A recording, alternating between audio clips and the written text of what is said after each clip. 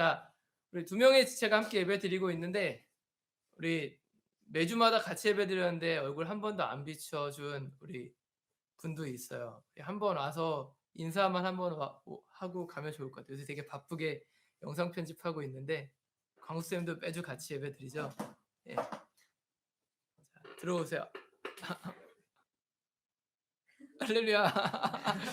자, 앞에서 지금 일하고 있어요. 예배 드리면서 일하고 있는데 제가 매주 이렇게 예배 드리고 있어요. 오늘 그냥 또 새로운 마음들이 드는 게 진짜로 제가 여러분 부모님들이 허락하신다라면 다음 주부터는 한두 명씩 같이 모여서 예배할 수 있는 그런 시간들이 있으면 참 좋지 않을까라는 생각이 들어요. 자, 바로 말씀으로 들어갈게요. 오늘 같이 우리가 함께 볼 말씀은 에베소서 2장 10절 에베소서 2장 10절의 말씀을 우리 같이 함께 나누도록 하겠습니다. 자, 함께 보실 말씀은 에베소서 2장 10절이에요. 자, 신약성경 에베소서 2장 10절을 가지고 오늘 말씀을 나눌 거예요. 제가 가진 성경으로 신약 311면에 있어요. 에베소서 2장 10절. 예전에 몇 년 전에 우리가 문학의 밤 했었는데 그때 아마 이 주제로 문학의 밤을 했던 것 같은데 오늘 또 그 말씀을 잠깐 같이 나눠보려고요. 에베소서 2장 10절. 우리 여러분 있는 그 자리에서 같이 그걸로 보세요. 네.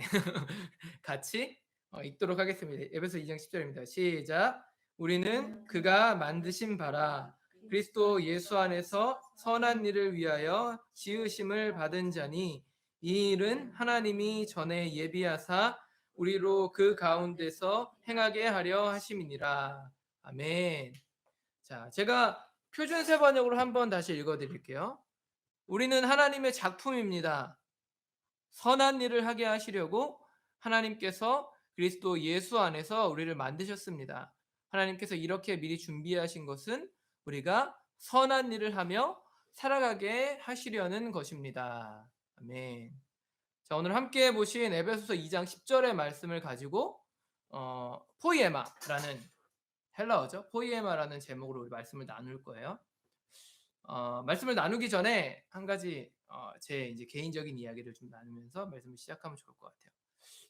2006년도에 6월 달에 저희 집에 새로운 가족이 생겼어요.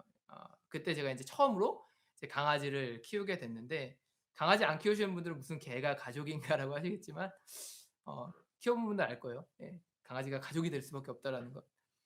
근데 그때만 해도 강아지를 한국에서 이렇게 키우는 사람들이 많이 있었지만 그게 자연스럽게 막 받아들여지는 그런 시대 때는 아니었던 것 같아요. 그래서 대중적이진 않았기 때문에 강아지 이제 키우는 것과 관련된 어떤 지식을 얻거나 팁을 얻는 것들이 쉽지가 않았었어요. 그때 당시에는. 요즘처럼 뭐 이렇게 강아지 관련된 프로그램들이 있지 않았죠. 뭐 새나개나 뭐 요새 뭐 개는 훌륭하다 뭐 이런 프로그램들 저도 가끔 보는데 그런 프로그램도 없었고 뭐 구글이나 뭐 유튜브 이런 데로 이렇게 설치해서 이렇게 자료를 얻을 수 있는 그런 것들도 많지 않았어요. 그때 당시에는. 그래서 강아지를 처음 이제 집에서 키워보는데 나름대로 참 많은 시행착오가 있었던 것 같아요. 저희 강아지 이름이 누리예요, 누리. 이제 그 잉글리시 코카 스파니얼인데 색깔이 버프라서 좀 이렇게 아이보리색, 베이지색이라서 저희 어머니가 강아지 처음 왔을 때 누래서 누리라고 이렇게 지으셨어요. 그리고 또 하나는 저희 집 강아지가 이제 이렇게 저희 집 오기 전에 한두 집에 이제 파양을 당했어요. 이제 갔다가 못 키우겠다고 해서 이제 다시 저희 집으로 온 거예요. 돌고 돌아서. 그래서 저희 어머니가 그냥 좀 행복을 많이 누렸으면 좋겠다라는 마음으로 이제 누리라는 이름을 지으셨는데 저희 집 왔을 때만 해도 그때가 독일 월드컵 하고 있었던 당시인데 한 달? 한 40일 정도 된 정말 이렇게 주먹만한 되게 예쁜 여자 아이였어요. 강아지였는데 지금 벌써 이제 14년이 흘렀죠. 그래서 지금은 이제 할머니 강아지가 됐어요. 귀도 잘 들리지 않고 눈도 잘 보이지 않고 그런 강아지가 됐는데 저희 집 처음 왔을 때만 해도 이제 그런 모습은 아니었죠. 되게 이렇게 활발하고 아마 아는 분들은 아시겠지만 이렇게 코카 스파니엘이 악마견 3 대장 중에 하나예요. 그래서 되게 똥꼬발랄하고 가만히 있지 못하는 그런 이제 성격을 가진 그런 강아지였어요. 지금 생각해 보면은 그 막 똥꼬발랄하고 사고치는 그 모습이 저희 집 강아지가 갖고 있었던 본능이었던 것 같아요, 본능. 오늘 본능에 대한 얘기를 좀 하려고 하는데 이 코카 스파니엘이 과거에 인제 저희 집에 잉글리시 코카 스파니엘인데 영국에서 이렇게 개량된 목적이 뭐냐 하면은 사냥꾼들이 인제 총으로 인제 새를 잡잖아요, 숲속에서. 그러면은 이 코카 스파니엘이 같이 다니면서 그 새를 주워오는 역할을 했어요. 이 수렵견이었죠. 그래서 인제 움직이는 물체에 관심이 많고 어떤 그런 인제 본능을 갖고 인제 개량이 된 거죠. 그래서 저희 집 강아지는 고양이처럼 집에 팔이 돌아다니면은 막 그걸 막 잡으러 다녔었어요. 예. 좀 그런 면들이 있었는데 근데 그때는 그런 게 본능이라는 걸 잘 몰랐어요. 왜냐하면 코카 스파니엘이 그런 종인지도 몰랐고 저희 집이 강아지를 키우자고 계획해서 키운 게 아니라 사실은 제가 그때 고등부 교사하고 있을 때 저희 제자 중에 하나가 이제 친구 줬다가 파양되어 온 강아지를 저희 집에 선물해 준 거예요. 저희 어머니도 강아지를 키우고 싶어 하지 않았는데 하루 인제 있다 보니까 얘가 너무 불쌍해서 인제 키우게 됐거든요. 근데 그 당시에는 이 강아지의 습성을 모르다 보니까 우리가 참 실수를 많이 했던 것 같아요. 근데 그것과 관련된 좀 재미난 일이 있었는데 사실 지금은 재미나다고 말하지만 그때 당시에는 되게 좀 아찔한 일이었어요.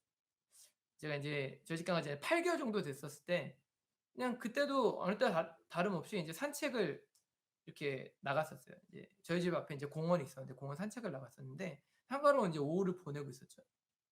근데 그날 인제 하필 그날 이 누리가 본능이 깨어나기 시작한 거예요. 아마 이제 수연이도 강아지 키우니까 강아지 인제 데리고 산책 나가다 보면은 막 이렇게 주인을 막 끌고 다니는 강아지들 있잖아요. 수연이의 강아지 어때요? 걔도 막 끌고 다녀요. 예. 근데 저희 집 강아지도 그런 편이었는데 그때는 인제 그런 교육시키는 걸 몰라 갖고 이 끌려다녔어요. 근데 인제 막 승질나면 이렇게 따라오라고 이렇게 하고. 근데 그날따라 걔가 이렇게 개천이 있고 이렇게 다리를 건너는데 그러면서 이제 공원 이제 숲속으로 들어가는데 뭐에 딱 꽂힌 거예요. 근데 그게 뭐였냐면 비둘기였어요, 비둘기. 그 비둘기를 보는 순간 걔가 이제 본능이 인제 딱 깨어난 거죠. 근데 갑자기 뛰기 시작하는데 제가 그날 그 강아지 하네스를 쪼끔 느슨하게 맸나 봐요. 저도 깜짝 놀라서 잡았는데 하네스가 벗겨지면서 걔가 이제 비둘기 향해 막 달려가기 시작하는 거예요. 너무 당황한 거예요 제가 혼자. 왜냐하면은 그 공원 바로 옆이 찻길이었거든요. 그 찻길로 나갔으면은 걔가 무슨 사고를 당할지도 모르는 상황이었어요. 근데 다행히 이제 혼자 있었어 갖고 걔를 이제 잘 이렇게 잡았어요. 잡고 이렇게 막 나름대로 또 혼냈죠. 막 "왜 그렇게 갔냐."고 혼내고 이제 이게 무사히 또 들어왔는데 나중에 알게 된 거예요 인제. 예. 잉글리시 커커 스파니엘이 수렵견이기 때문에 새를 보면 이제 반응을 하는 거죠. 본능이 이제 깨어나는 거예요. 근데 이게 나중에 이제 코카 스파니엘에 대한 종을 공부하면서 되게 신기했던 것 같아요. 뭐 100 년이 됐든 몇 년이 됐든 이 코카 스파니엘이 영국에서 개량되어 온 시기가 있을 거 아니에요? 그렇게 개량되어 온 그 강아지 안에 그 본능이 자리 잡고 있는데 그 영국에 있던 그 강아지가 한국 땅으로 넘어와서 수대를 거치면서 뭐 누리의 엄마, 할머니 또 그 밑에 할머니 이렇게 막 수대를 거치면서 그 본능이 사라질 줄 알았는데 그 본능이 그대로 남아 있는 거죠. 그게 너무나 위대하게 느껴지는 거예요. 근데 이게 단순히 동물에게만 있는 어떤 그런 독특한 요소가 아니라는 거예요. 왜 우리 안에도 사실은 이러한 본능들이 담겨져 있기 때문이죠. 여기 보면은 여기 두 친구도 여기 딱 보면은 우리 교회가 작으니까 부모님들 다 대부분 교회 다니시잖아요. 누구 닮았는지 딱 알죠. 예. 예. 딱 보면은 그 유전자가 DNA가 딱 누구인지 딱 아는 거예요. 제가 청년 시절 때 저희 교회 성도 숫자가 한국에서 다닐 때 등록 교인이 12,000 명이었어요. 되게 큰 교회 다녔었어요. 근데 제가 오부 예배 청년 예배 때 찬양 인도를 했거든요. 찬양 인도했는데 어느 날 제가 교회 엘리베이터를 탔는데 저를 모르는 분이 저를 딱 보면서 웃으면서 "어 너구나." 그러시는 거예요. 제가 우리 엄마랑 똑같이 생겼거든요. 눈 쪽 찢어지고 눈 쪼꼬마고. 너무 당황했어요. "너구나." 하는데 누가 봐도 나는 그냥 우리 엄마의 아들인 거죠. 근데 이렇게 외모만 닮았을까요? 우리 어머니, 우리 아버지가 갖고 있는 성격과 취향과 기호 이런 것들도 근데 본능 안에 다 들어 있는 거예요. 근데 이게 육체적인 부분뿐만 아니라 우리의 어떤 영적인 부분에 있어서도 우리의 정신적인 부분에 있어서도 이러한 것들이 적용될 수 있다라는 거죠. 하나님의 창조의 섭리를 우리가 한번 생각해 보자라는 거예요. 시편 139편 13절에 보니까 이런 말씀이 있어요. 주님께서 내 장기, 내 안에 있는 내장들, 장기를 창조하시고 내 모태에서 나를 짜 맞추셨습니다라는 말씀이 있어요. 무슨 말인가요? 짜 맞췄다라는 게 무슨 말이죠? 하나님께서 우리를 지으실 때 우리 육체적인 부분을 포함해서 우리의 모든 삶을 하나님께서 이미 설계해 놓으셨다는 설계도가 있다라는 거죠. 그에 필요한 일정한 우리의 성향과 또 은사와 능력들 이러한 것들이 우리 속에 이미 잠재되어 있다라는 거예요. 우리가 함께 읽은 에베소 2장 10절도 동일한 말씀을 하고 있죠. 사도 바울이 뭐라고 말하고 있나요? 우리는 그가 만드신 바라. 표준세 번역은 우리는 하나님의 걸작품입니다라고 말하고 있어요. 걸작품. 조금 다르죠, 번역이. 근데 이 작품이라는 말이 어쩌면 바른 번역일 수도 있고 조금은 의역일 수도 있겠지만 이 말이 의미가 있어요. 왜냐하면 성경이 우리를 아까 먼저 봤던 139편에 보니까 짜 맞췄다라는 이 단어를 쓸 때 이게 옷을 만드는 듯한 그러한 단어에 사용되는 그런 의미를 갖고 있거든요. 그래서 작품이라는 것 안에 어떤 의미가 있느냐 마치 우리가 디자이너가 만든 옷과 같다라고 성경이 이야기하는 거예요. 우리가 어떤 옷을 입을 때 우리 둘도 아마 좋아할 거예요. 명품 옷들, 디자이너가 만든 옷들. 이렇게 쉽게 살 수 없는 그런 옷들처럼 하나님께서 우리를 작품으로 만들었다라는 거죠. 공장에서 찍어낸 옷들 보세요. 똑같죠. 뭐 S, M, L, XL 막 나오죠. XS도 있고. 그런 거는 크기만 달리 다 똑같아요. 누구나 살 수 있고 누구나 입을 수 있고 누구나 구할 수 있는 옷들. 그렇게 흔한 옷들이 아니라는 거예요. 우리들의 존재가. 왜? 그런 흔한 존재라면 작품이라고 불려질 수 없기 때문이에요. 하나밖에 없는 희소성. 그게 사라지기 때문에 특별한 작품으로 또 인정받을 수 있다라는 거죠. 전사님이 이제 운동화를 되게 좋아해요. 예전에 이제 막 음악하고 이럴 때는 운동화 막 이렇게 모으고 싶었던 그런 로망이 있었어요. 그래서 이제 사역 시작하고 나서도 이게 가끔씩 운동화를 사요. 이제 내가 또 갖고 싶었던 것들 사는데 저는 지금도 이해가 안 되는 게 운동화를 사면 운동화를 막 랩에다 쌓아놓고 집에서 전시해 놓는 사람들이 있어요. 근데 그 사람들이 생각할 때 그 운동화는 희소성이 있으니까 작품이라고 생각하고 집에다 이렇게 전시해 놓는 거겠죠. 왜? 남들이 쉽게 가질 수 없는 거니까. 근데 하나님이 우리 각자를 그런 존재들로 창조했다라는 거예요. 예를 들어 볼까요? 여러분 어떤 옷이 전 세계에서 막 100 벌이 만들어졌다고 생각해 보세요. 그럼 그게 되게 귀하겠죠. 사람들이 만약에 좋아하는 거 인기가 있다라면. 근데 여러분은 전 세계에서 몇 개가 있어요? 몇 명이에요? 여러분이라는 존재는. 단 하나밖에 없잖아요. 단 하나밖에 없어요. 나와 똑같이 생긴 사람은 이 세상에 아무도 없어요. 닮은 사람이 있을 수 있지만 성격이나 취향이나 어떤 여러 가지 분위기들 그것까지 다 닮을 수는 없다라는 거죠. 우리가 그만큼 특별하다라는 거예요. 진짜 놀라운 것은 이 특별함이 내가 태어나기도 전부터 이미 설계되어져 있었다라는 거예요. 어머니 뱃속에 있기 전부터 하나님이 우리를 그렇게 형성하시고 만들어 놓으셨다라는 거죠. 계획해 놓으셨다라는 거예요. 그런데 하나님이 그렇게 걸작품으로 만드신 그 명품 옷과 같은 우리를 입기 원하신다라는 거예요. 우리를 입는다라고 이게 무슨 말이죠? 라고 우리 질문할 수 있겠죠? 하나님이 우리 안에 하나님의 DNA, 하나님의 뜻, 하나님의 계획, 하나님의 비전을 심어 넣으셨다라면 하나님이 우리라는 옷을 입고 하나님의 뜻을 우리를 통하여 이루기 원하신다라는 거죠. 그러니까 우리가 하나님이 입으실 만한 옷이 되어야 된다라는 거예요. 그래서 하나님의 뜻대로 사용되어야 된다는 말이 바로 이와 같다라는 거예요. 내가 하나님이 입으실 만한 거룩하고 아름다운 옷이 되어 하나님의 계획에 맞는 비전의 옷이 되어 하나님의 뜻을 이루는 삶을 사는 것. 이게 바로 하나님의 걸작품이 된 크리스천들의 삶이라는 거예요. 이 포이에마라는 이 헬라어 단어 안에 사실은 시인 혹은 시라는 뜻이 있어요. 이 뜻을 통해 본다라면 사실은 어쩌면 우리의 인생 자체가 하나님이 읊으시는 시와 같아야 된다라고 성경이 말하고 있다라고 우리가 볼 수 있다라는 거예요. 만약 이것이 노래라면 하나님이 우리를 하나님의 뜻을 이룬 하나의 노래로 만드셨다라면, 하나님이 우리를 작곡하셨다라면 하나님이 만드신 멜로디에 맞춰서 하나님이 원하시는 템포에 맞춰서 우리가 살아내야 된다라는 거죠. 근데 여러분 그게 쉬워요? 어렵죠. 사실 되게 어려워요. 왜? 우리는 지금 우리가 어떠한 비전을 갖고 있고 어떠한 꿈을 꿔야 되고 어떠한 길로 나아가야 될지를 확실하게 알 수 없기 때문이에요. 그런데 분명한 것은 오늘 성경이 하나님께서 우리 안에 이미 그러한 것들이 심겨져 있다라고 말하고 있다라는 거죠.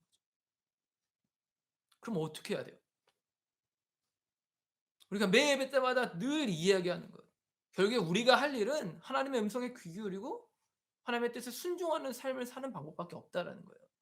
눈앞에 내 현실이 열려지지 않고 아무것도 보이지 않는 안개와 같은 현실일지라도 우리가 말씀을 붙잡고 주님 앞으로 나아가야 된다라는 거죠. 자, 로마서 12장 2절의 말씀 우리가 잘 아는 말씀이죠. 하나님 우리 가운데 뭐라고 말씀하세요? 이 세대를 본받지 말라고 말하고 있어요. 우리의 마음을 새롭게 하라고 말씀하시죠. 그것을 통해서 우리가 변화를 받아서 하나님의 선하시고 기뻐하시고 온전하신 뜻이 무엇인지를 분별하는 삶을 살라라고 말하고 있어요. 그래야지만 우리들의 삶이 하나님의 걸작품이 된 삶을 살아낼 수 있다라는 거예요. 여러분 오늘 성경은 우리가 하나님의 선하신 일을 하도록 준비되어진 존재들, 예비되어진 존재라고 말하고 있어요. 우리가 함께 본 에베소서 2장 10절에 보니까 하나님 우리를 만드셨는데 하나님의 선한 일을 하도록 우리가 예비되어졌다라고 말하고 있죠. 여러분 예비되어져 있다라는 말이 무슨 뜻일까요? 우리 안에 이미 그 능력이 있다라는 거예요. 이미 우리 안에 하나님이 주신 가능성이 있고 하나님의 꿈을 이룰 수 있는 그 꿈의 본성이 있다라는 거죠. 근데 문제는 언제나 우리들이에요.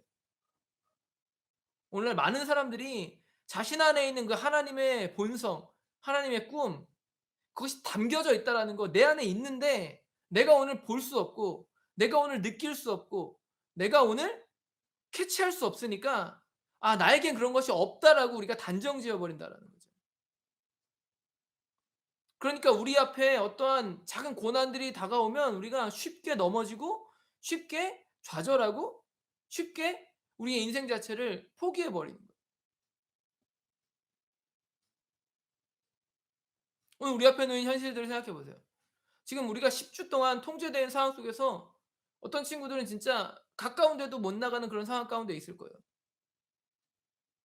그런데 중남미의 상황을 보니까 상황이 좋아지지 않고 점점 나빠져요. 바이러스가 확산되었던 나라들은 지금 2차 감염을 또 걱정하고 있고 남미 같은 경우는 지금 1차 팬데믹이 이제 막 시작된 것 같아요. 파라과이는 아직 오지도 않았어요. 그런데 계절은 겨울로 바뀌고 있죠. 겨울에 더 위험하다라고 말하니까. 근데 이런 현실이 우리의 시선을 어디로 고정하게 만드냐는 거예요.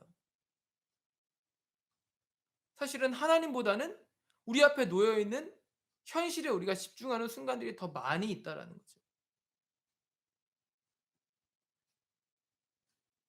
겉보기에는 아무렇지도 않은 것 같아요. 그냥 집에서 그냥 열심히 온라인 수업 듣고 게임하고 그냥 일상적으로 그냥 집에서 그냥 뒹굴면서 보내고 있을지도 몰라요. 근데 문득문득 우리 안에 어떤 생각들이 들어요? '이런 상황이 나아지지 않으면 어떡하지?'라는 생각이 들 수도 있어요. 어쩌면 여러분 점점점 근심이 쌓여간 여러분의 부모님들의 모습을 보면서 여러분의 마음도 그렇게 무너지고 어려운 마음으로 바뀌어지는 그런 현실을 우리가 경험할 수 있다라는 거예요. 그런데 여러분 만약 그러한 상황 속에 있는 우리들에게 하나님이 이렇게 말씀하시는 거예요. "너의 안에 나의 형상이 있고 내가 원하는 비전과 계획들이 심겨져 있어."라고 말씀하신다라면 우리가 어떻게 반응하겠냐는 거예요.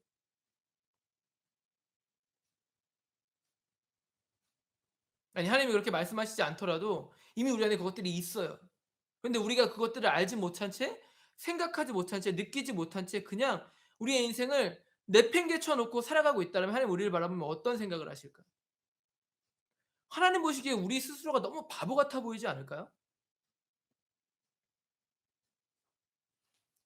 "야 뭘 걱정해 임마. 다 너한테 있는 거야. 그냥 듣고 따라오면 돼. 네가 들으려 하지 않았고 네가 현실을 피하려 했고 네가 스스로 현실을 비관했고 네가 스스로 내려놨기 때문에 그렇게 된 거야."라고 말씀하신다라면 우리 생각을 바꿔야죠. 다윗을 한번 생각해 보세요. 이세의 막내 아들로 태어났던 다윗. 그의 아버지와 형제들 심지어는 사무엘 선지자조차도 몰라봤던 그 다윗. 여러분 다윗이 이스라엘의 왕이 될 것이라는 것을 그 당시에 상상이나 할 수 있었을까요? 블레셋의 거인인 골리앗을 쓰러뜨린다라는 사실을 그가 미래에 내가 이렇게 될 거야라는 사실을 그가 상상이나 했겠냐는 거예요. 그 자리에 있는 다윗을 포함한 그 어느 누구도 그런 생각하지 못했을 거예요. 그런데 중요한 건 뭔지 아세요? 다윗 안에는 여전히 하나님의 꿈이 꿈틀대고 있는 거예요.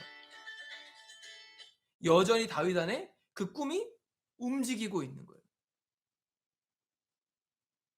그런데 그런 다윗이 그 꿈이 그 안에 꿈틀대고 있었기 때문에 그가 그 거칠은 광야에서 목동의 삶을 살면서도 그 인생 속에서 하나님이 예비하신 것들을 기억하며 예배하며 자신의 삶에 주어진 그 일들을 성실하게 해낼 수 있었다라는 거죠. 그러면 울맷돌 하나로 다윗이 골리앗을 쓰러뜨리잖아요. 이게 여러분 순전히 다윗의 재능 때문이었을까요? 여러분 만약에 다윗이 그 양떼를 지키는 광야에서 양떼를 지키는 목동의 삶을 살 때 사람들이 나를 알아주지 않고 나의 현실이 너무나 암담하고 나는 체구도 너무 작고 나는 능력도 없다라는 그런 비관적인 생각에 갇혀서 다윗이 맹수들 앞에서 양을 빼앗기지 않기 위해 물맷돌을 던지는 훈련을 하지 않았다면 절대로 다윗은 골리앗을 쓰러뜨릴 수 있는 그런 능력을 얻을 수 없었을 거예요. 그의 인생 가운데 그가 어느 자리에 있든지 간에 그는 성실하게 훈련했고 그 훈련의 과정 속에서 그가 불평하지 않고 그 자리 가운데 하나님이 주신 꿈을 개발해 나갔기 때문에 그의 인생이 하나님의 때에 하나님이 예비하신 그때에 일어날 수 있게 되었다라는 거죠.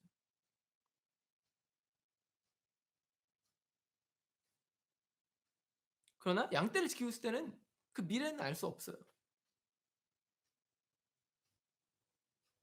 이게 우리에게 있는 어떤 삶의 딜레마일 수도 있겠죠. 근데 우리가 분명히 잊지 말아야 될 것, 우리 안에 하나님의 DNA가 이미 심겨져 있다라는 거예요. 그리고 그 심겨져 있는 DNA를 개발하고 또 성장시켜 나가는 것은 오늘 나에게 주어진 몫이라는 거예요. 우리가 그것을 잊지 말아야 된다는 거죠. 여러분 간절히 원하는 것은 여러분의 인생 가운데 현실 앞에 무릎 꿇지 않게 되기를 바라요. 우리가 하나님의 부르심을 받은 자들이라면 우리 안에 지금 내가 알지 못하고 지금 내가 느끼지 못하지만 우리 안에 이미 그 하나님의 비전이 심겨져 있다는 것을 우리가 날마다 기억하게 되기를 바라요. 그 꿈틀대는 비전을 찾기 위해서 하나님 앞에 더욱더 무릎으로 나아가는 우리가 되기를 바라요. 왜? 하나님이 이미 우리를 걸작품으로 창조하셨기 때문에. 그래서 우리의 인생은 하나님이 입으실 만한 옷이 되어야 돼요. 여러분 스스로를 거적대기처럼 느끼지 말라는 거예요.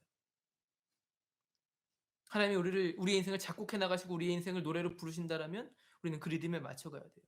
만약 이 코로나 바이러스로 인해 통제되어지고 갇혀 있는 현실이 하나님이 우리의 인생 가운데 작곡해 놓으신 길이라면 우리는 그 길 가운데 하나님이 예비하신 것들을 묻고 또 그 길을 따라가야 될 거예요. 그래야만 우리가 이 어려움 앞에 넘어지지 않고 쓰러지지 않고 좌절하지 않고 하나님의 뜻을 이룰 수 있기 때문이죠. 이 말씀이 여러분들 마음가운데 들려지는 자도 있을 것이고 그렇지 않은 자들도 있겠죠.